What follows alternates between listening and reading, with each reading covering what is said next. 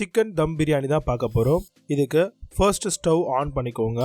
அது மேலே நல்லா அடிகனமாக இருக்கக்கூடிய ஒரு பாத்திரத்தை வச்சுட்டு அதில் தேவையான அளவுக்கு ஆயில், எல்லா இன்க்ரீடியன்ட் நான் கொடுத்துருக்கேன், அதே ஃபாலோ பண்ணிக்கோங்க. ஊற்றிட்டு நெய் கொஞ்சமாக ஆட் பண்ணிக்கோங்க. இப்போ பார்க்கக்கூடிய மசாலா எல்லாத்தையுமே பாஸ் பண்ணி பார்த்துக்கோங்க. அது எல்லாத்தையும் ஆட் பண்ணிக்கோங்க. ஆட் பண்ணிவிட்டு நல்லா லைட்டாக சாட்டே பண்ணிவிட்டு இதில் வெங்காயத்தை நம்ம நீட் வாக்கில் அரிஞ்சு வச்சுருக்கோம், அதையும் இதில் ஆட் பண்ணிவிட்டு நல்லா வதக்க விடலாம். 4லேருந்து 5 பச்சை மிளகா காரத்துக்கு ஏற்ற மாதிரி ஆட் பண்ணியிருக்கோம். இஞ்சி பூண்டு பேஸ்ட்டும் போட்டிருக்கோம்.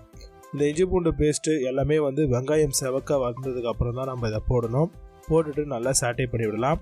இப்போது ஒரு கை நிறையா கொத்தமல்லி, அதே மாதிரி ஒரு கை ஃபுல்லாக புதினா இலை ஆட் பண்ணிவிட்டு நல்லா வதங்கட்டான்னு வெயிட் பண்ணுங்கள். வதங்கினதுக்கப்புறம் தக்காளி நீட்டுவாக்க அரிஞ்சு வச்சுருக்கோம் இல்லையா, அதையும் ஆட் பண்ணிக்கலாம். ஆட் பண்ணிவிட்டு நல்லா மிக்ஸ் பண்ணி கிரேவி ஆனதும் இதில் நம்ம இப்போது தயிர் ஆட் பண்ணிக்கலாம். தயிர் ஆட் பண்ணதும் நல்லா மிக்ஸ் பண்ணி விடுங்க. கூடவே லெமன் ஜூஸையும் இதில் விட்டுருங்க. இப்போது எலுமிச்சம்பழத்தை நல்லா பிழிஞ்சு விட்டுட்டிங்க அப்படின்னா ஃப்ளேவர்ஃபுல்லாக இருக்கும் உங்களுக்கு. இப்போ நல்லா சாட்டே பண்ணிக்கோங்க. இப்போது மிளகாய் தூள் இதில் ஆட் பண்ணிக்கோங்க. ஆட் பண்ணிவிட்டு நல்லா மிக்ஸ் பண்ணி விடுங்க. இப்போ நான் பிரியாணி மசாலா ஆட் பண்ணியிருக்கேன். நீங்கள் வேணும்னா போட்டுக்கலாம், வேணும்னா விட்டுடலாம். எங்களுக்கு ஃப்ளேவர் வேணும்னு எக்ஸ்ட்ராவான ஆட் பண்ணியிருக்கேன். வேணும்னா இந்த இன்க்ரீடியண்ட் ஆட் பண்ணிக்கோங்க. இப்போ 1 கிலோ சிக்கனை நம்ம கிட்டத்தட்ட 25லேருந்து 30 கிராம் அளவுக்கு இருக்கக்கூடிய பீசஸ் ஆட் பண்ணியிருக்கோம். அதை போட்டு நல்லா மிக்ஸ் பண்ணிவிட்டு தேவையான அளவுக்கு சால்ட் உப்பு ஆட் பண்ணிக்கோங்க. இப்போ தண்ணியை ஊற்றி விட்டுருங்க. தண்ணி நல்லா உங்களுக்கு மசாலாவோட மிக்ஸ் ஆகி நல்லா கொதி வரும்.